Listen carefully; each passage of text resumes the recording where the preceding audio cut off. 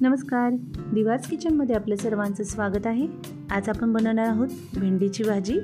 तर इथे मी अर्धा टोमॅटो चिरून घेतलेला आहे, एक मीडियम साइज कांदा चिरून घेतलेला आहे, थोडासा कढीपत्ता, 4 हिरवी मिरची चिरून घेतलेली आहे, त्याचबरोबर थोडीशी कोथिंबीर चिरून घेतलेली आहे, अर्धा लिंबू घेतलेला आहे।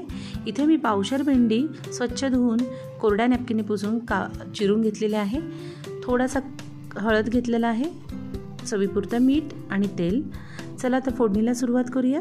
तर गॅसवर मी एक कढई ठेवलेली आहे, यामध्ये 3 ते 4 चमचे मी तेल टाकणार आहे। तर तेल मस्त असं गरम झालेलं आहे, तर यामध्ये आपण कढीपत्ता सोडून घेऊया, त्याचबरोबर एक मीडियम साइज कांदा चिरून घेतलेला आहे तो टाकून घेऊयात, आणि हिरवी मिरची चिरून घेतलेली आहे ती पण टाकून घेणार आहे। तर तुम्हाला जास्त तिखट लागत असेल तर मिरचीचं प्रमाण तुम्ही वाढवू शकता।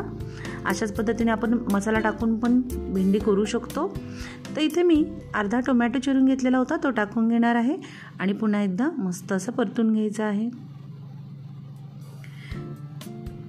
ते इथे छान परतून झालेलं आहे, तर यामध्ये अगदी थोडीशी मी हळद टाकणार आहे,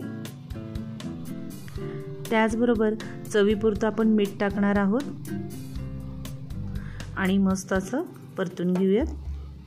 पुन्हा एकदा छान असं मिक्स करून घेऊयात।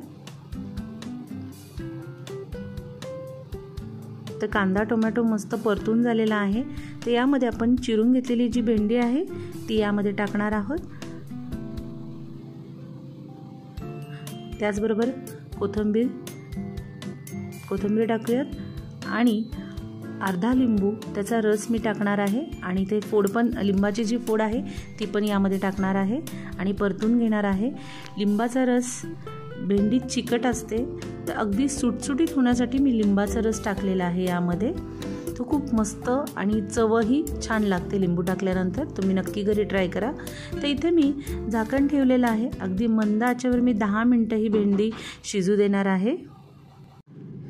तर 10 मिनिटं झालेले आहेत, तुम्ही पाहू शकता भेंडीचा पूर्ण कलर बदललेला आहे, म्हणजेच भेंडी शिजलेली आहे। हे पहा, मी चेक करून दाखवते, तर मस्त अशी भेंडी शिजलेली आहे। तर पुन्हा एकदा आपण परतून घेऊया अशा पद्धतीने, आणि गॅस बंद करून घेणार आहोत। चला तर डिशमध्ये काढून घेऊया। इथे पाहू शकता सुंदर अशी हिरवी मिरची टाकून आपली भेंडी तयार झालेली आहे, भेंडीची भाजी। तर भेंडीची भाजी ही तुम्ही मसाला टाकून पण करू शकता, तर नक्कीच मी नेक्स्ट रेसिपीमध्ये तुम्हाला दाखवेलच। अशाच नवीन रेसिपीज पाहण्यासाठी दिवास किचनला लाईक करा, शेअर करा, सबस्क्राईब करा, आणि बेल आयकॉनवर क्लिक करा। थँक्यू।